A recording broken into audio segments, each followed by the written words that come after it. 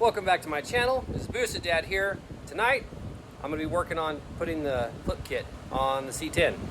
The last video, I cleaned the frame up a little bit and I did the C notches. You see it's nice and black, shiny. It'll look good when you put the bed back on it. But in this video here, I want to talk to you just a little bit about what you can do to make things a little bit easier for yourself. And then I'm going to demonstrate shortly how to actually do the flip kit. One key thing when it comes to doing this kind of job is you want to shoot your nuts and bolts with some like PB Blaster, WD-40, something to break that penetrating oil, just so you can actually make it easier on yourself. Had a fly came out of my hot dog heater up there, smacked me in the hand while I'm recording. I was like, what the heck was that? Haven't had that thing on all summer long. It's like 46 or 47 degrees outside. In here it's like 73 degrees. I got some coffee. It's about 6:30, I think, something like that, maybe 7. So on that note, I'm gonna get to it. I'll put you on the tripod and then I'll discuss a few things as we go along, do a time lapse, we'll get it done, and hopefully you guys will enjoy it. And don't forget to smash that bell, the little notification subscription thingy, majigger, whatever it's called. I'm almost to 500 subscribers.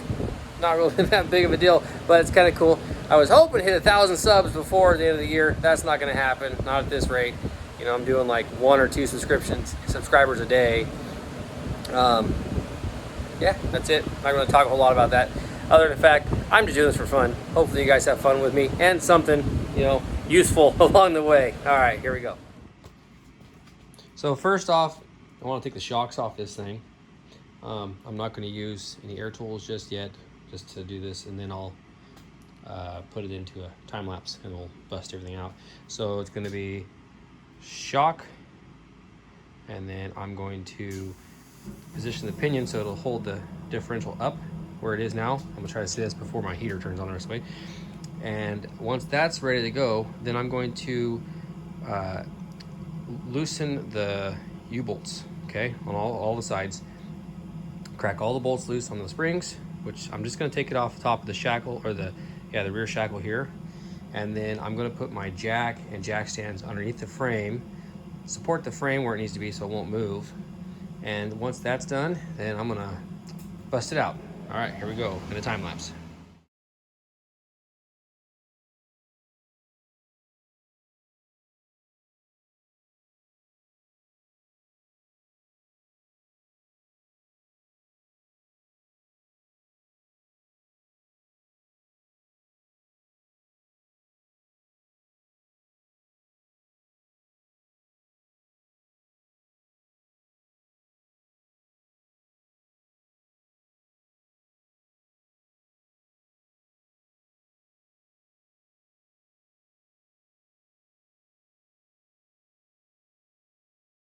All right, so at this point right now, I've got everything loose. I've got the shackles, I got my leaf springs front and rear on the shackles loose, both sides. Shocks are loose, ready to come off. That one's already off. The pinion is supported, so it's not going to tilt. And I'm getting ready to place my jack stands under the frame. The ones I have are big, heavy jack stands. They're actually they're big enough just to stick on the back, under the back of this thing, so it's easy for me to work on it. However, they are out in my barn, so I have to actually go out and get them. So I'm gonna not make you sit here and watch a pointless time lapse for the next 10 minutes so they go out and dig them out. So I'll come back and let you know what we're doing once we get there. So here we are. All right, so I got my jack stands. My jack stands are under the frame.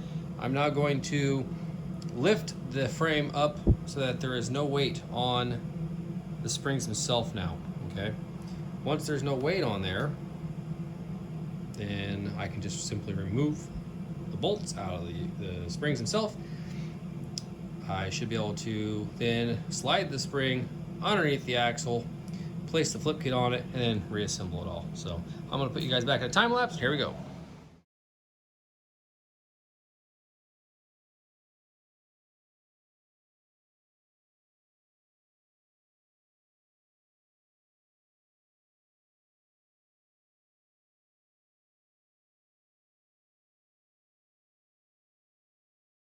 All right, so this is a step I completely forgot about. I've only done like 4 of these. Not that it's a big deal, but I forgot. You need to C-clamp the spring pack together, because you see how this dowel right here, how it's actually round? Well, that's so that your centering pin can actually hold it there. And of course, the other side of this is a nut. So that won't fit. So I gotta take this, flip that around. This kit didn't come with a new one, so I gotta take care of this one here. And do that, and I'll move on.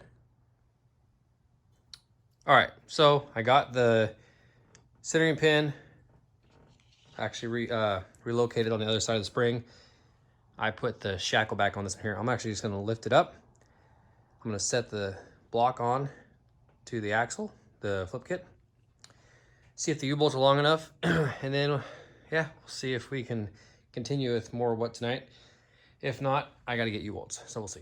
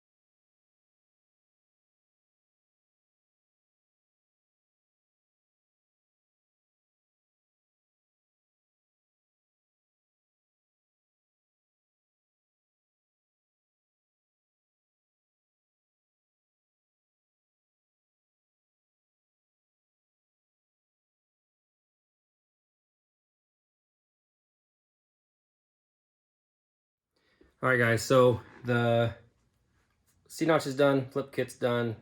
All that's where I want it right now, other than the fact that I came across this issue I was worried was gonna happen. It's the driveline being too long. Now, you can see how I drilled holes in these perches for the way it was set up before. I can move it, you know, forward and backwards. I still can do that with this setup, but I'm not sure if I want to. Maybe I'll do that and take some measurements, and I'll take some measurements right now while it's here, and then I'll do that and take some measurements and see where we're at. But you can see how close it is right now. And then if you notice when I go up and down, see, it's me pushing on the, it's funny because I push down and my whole body goes up and down, so you can't really show you. But when I push down on the truck, the driveline and the axle get further away from each other. So if I do move it back, that's actually a good thing, I guess, because that means that it's not gonna shove into the transmission while I'm actually driving. I need a shower. Just laying on the ground, all that dust got my nose running. And yeah, it's late. It's like 9:40 right now. And I gotta work in the morning. So yeah, don't forget to like, subscribe, tell your friends, and see you on the next one. Later, guys. Well, just spent a little bit more time out here. I know I said goodbye, but yeah, I couldn't wait. Measured it and moved it back one bolt hole, or one hole. It fits. It's got a 3/4 inch pull out. It's perfect. And everything's gonna work great. No driveline having to be bought. And it makes the truck a little longer. Hey, works out. All right, peace out.